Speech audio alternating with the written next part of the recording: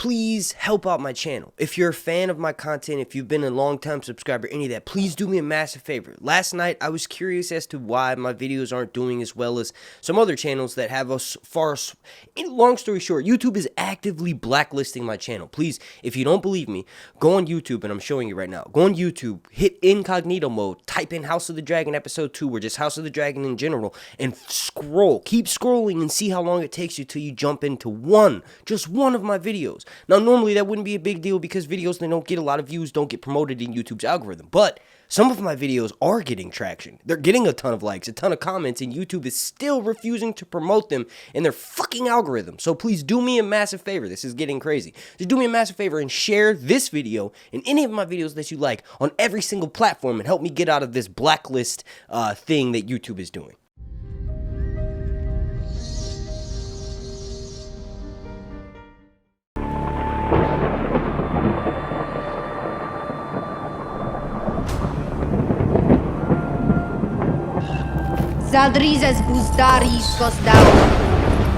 Okay, so in this video, I'm going to quickly run through everything that could happen going by the preview trailer for episode 3. And I'm also going to include some information that was sent to me through the DMs over on Twitter. Speaking of which, make sure you go follow me at @Sir_Hunts. So please, if you've already done what I asked you to do at the beginning of this video, 2 more quick things. Make sure you're subscribed and have your notifications turned on. The like goal for this video, if you want to slap a like on it, it's going to be 420. Or you know what? The like goal is going to be 69. All right. So the very first thing that we see in this trailer, it's something that I've been dying to see because they really haven't shown Aegon well at all, except for in one behind-the-scenes featurette, and he's giving the camera a thumbs up, right? So we are now witnessing the entrance of the king's male heirs. He's going to marry Alicent. He's going to have 3 male heirs with her. And the story's going to get a lot more complex and complicated. That's basically what this whole teaser trailer is showing us. Things are really starting to ramp up. We've got war down in the Stepstones. We've got heirs, and then also a potential question of succession arises as well, because the main thing to know is that, we see Aegon being held up by Viserys at the beginning of this trailer, right? And what's interesting is that the entirety of the kingdom will likely think, oh, this is the king's heir. The king finally has an heir. They're going to kind of forget that they all pledge fealty to Rhaenyra because guess what? She's a woman, and King Aegon has a little pecker, so that means he's destined to be king, at least in the eyes of many of the people in Westeros. So it'd be interesting to see if somebody from the crowd yells out something like, "Our future king, King Aegon, second of his name," and the king's not like, Rhaenyra, or Rhaenyra is the heir. It'll be really interesting to see. Hopefully they put the writing on the wall there because, we're creeping towards the end of the season and we all know how it's going to end. It's kind of interesting to see Rhaenyra being told, what it is. Like, the king, Viserys, her father, literally says, "I am not above tradition. But the tradition for you, King Viserys, is just getting to sleep with your wife. And also, any bitches on the side that you want to fuck, you can do that. You don't have to carry the baby for 9 months. Now, you might get sympathy pregnancy symptoms like I did when my girlfriend was pregnant with both of my kids, but it's different. So it'll be really interesting to see how much hatred or how intense of the hatred is in between them after these scenes, because Rhaenyra is going to be forced into marriage. In spoiler alert, this whole video is a giant spoiler, but in the books, Rhaenyra is literally forced into doing it because the king says to her, "I'll remove you as heir. You can't even refuse this. It's out of question, because if you don't, I'll remove you as the Princess of Dragonstone." And guess what? The king now has a male heir. So it's very likely that scene will go down on the TV show, and I'm pretty sure it's going to happen in episode 3. Then at this point, we're about halfway through the teaser trailer. Things really start to heat up. Alicent basically tries to cheer up Rhaenyra, but she ends up running off. She's like, "There's nothing here for me." And we see Kristen Cole look at her right as she mounts up to ride off on her horse. So that, according with the information that we saw of the leaked images while they were filming, Kristen Cole is going to show up and sort of save her, right? We see her startled awake, and that's Kristen Cole arriving, and he's basically going to have a hunting scene with her. And she basically takes out her frustration by stabbing a buck a bunch of times, like an animal that's been wounded while they're hunting. She takes out a lot of the frustration that she has with her father by stabbing it repeatedly. Now, I made a mistake because when I saw this scene initially in one of the teaser trailers right before episode 1 came out, I was like, oh, that's older version of Rhaenyra. But I'm an idiot, shame on me, but props to the casting department for making such an amazing, choice. Millie Alcock and Emma Darcy look amazingly, incredibly similar. So yeah, that'll be an interesting scene to see. And like I said, we've all, people that follow the leaks have all, myself included, have all been wondering, what's going on with this royal hunt scene. It actually ties into something else, and I'm going to mention here in a second. And then after that, we have the crab feeder hype, except he's going to die immediately. He's going to die in this episode, most likely. If not this episode, then in episode 4.